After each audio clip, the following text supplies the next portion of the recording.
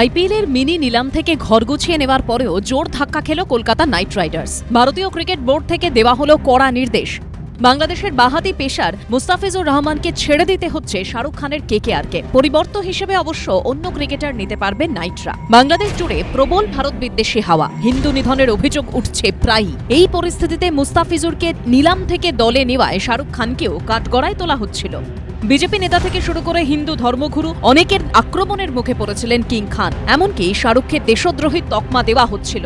যদিও পাল্টা অভিযোগে বিদ্ধ হতে থাকে ভারতীয় ক্রিকেট বোর্ডও। আইসিসি চেয়ারম্যান নিযুক্ত হওয়ার পরেও ভারতীয় ক্রিকেট যে এখনো জয়সার অঙ্গুলি হেলনেই চলে, ওয়াকিবহাল মহলের কারোরই তা অজানা নয়। বিরোধী দলগুলি থেকে পাল্টা বলা হচ্ছিল, কেন শাহরুখকে কাঠগড়ায় তোলা হচ্ছে, কেন নিলামে বাংলাদেশি ক্রিকেটারদের অন্তর্ভুক্ত করার সময় বোর্ডকে নিষেধ করা হলো না, কেন কেন্দ্র বা বিসিসিআই সেই সময় তৎপর হয়নি, কেন জয় শাহকে এ নিয়ে প্রশ্ন করা হচ্ছে না, কেন নির্দিষ্ট নিয়ম মেনে ক্রিকেটার কেনার পরেও কেকেআরকে সমালোচনা হজম করতে হচ্ছে। পুরোটাই কি বিসিসিআই এর সিদ্ধান্তকে আড়াল করার চেষ্টা? এরকম একাধিক প্রশ্ন ঘুরপাক খাচ্ছিল। বিতর্কের মাঝে শেষ পর্যন্ত পদক্ষেপ করল বোর্ড। কেকেআরকে বলে দেওয়া হলো ছেড়ে দিতে হবে মুস্তাফিজুর রহমানকে। বোর্ডের তরফে এখনো পর্যন্ত সরাসরি বলা না হলেও এর নেপথ্যে যে বাংলাদেশের মাটিতে বয়ে চলা প্রবল ভারত বিদ্বেষী হাওয়া, তা নিয়ে নিশ্চিত সকলেই। সংবাদ সংস্থা এএনআই-কে বোর্ডের সচিব দেবজিৎ সাইকিয়া বলেছেন, সাম্প্রতিক ঘটনাবলীর প্রেক্ষিতে মুস্তাফিজুর রহমানকে ছেড়ে দেওয়ার জন্য কেকেআরকে বোর্ড থেকে নির্দেশ দেওয়া হয়েছে।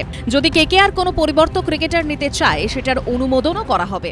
Due to the recent developments which is going on all across, BCCI has instructed the franchisee KKR to release one of their player, Mustafizur Rahman of Bangladesh, from their squad. And BCCI has also said that if they ask for any replacement, BCCI is going to allow that replacement.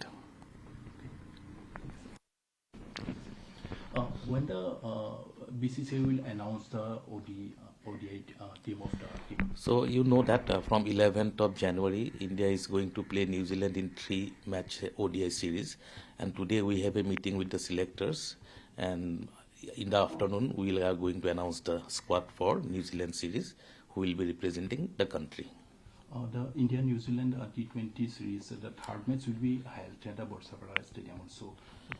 So far as the T20 series is concerned, there will be 5 matches, and one of the matches is scheduled to be held in Guwahati. That team will be announced at a later. 2016 সাল থেকে আইপিএলে খেলছেন মুস্তাফিজুর। এর আগে Sunrisers Hyderabad, Mumbai Indians, Rajasthan Royals, Delhi Capitals ও Chennai Super কিংসের মতো দলে খেলেছেন। কাটারের জন্য বিখ্যাত এই বাঁহাতি ফাস্ট বোলার আইপিএলে 60 ম্যাচে নিয়েছেন 65 উইকেট।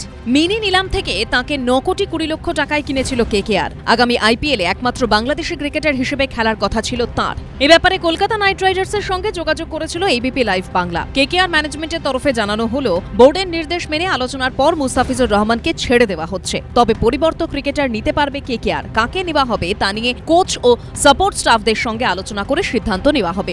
এ নিয়ে তাড়াহুড়ো করতে চায় না কেকেআর। মুস্তাফিজুরের সঙ্গেও যোগাযোগ করা হয়েছিল। তিনি জানিয়েছেন, যা বলার বাংলাদেশ ক্রিকেট বোর্ড থেকে বলা হবে। বিসিবি এখনো কোনো প্রতিক্রিয়া দেয়নি। তবে মার্চ মাসেই বাংলাদেশ সফরে যাওয়ার কথা বিরাট কোহলি, রোহিত শর্মাদের, যে সফর 2025 সালেই হওয়ার কথা ছিল।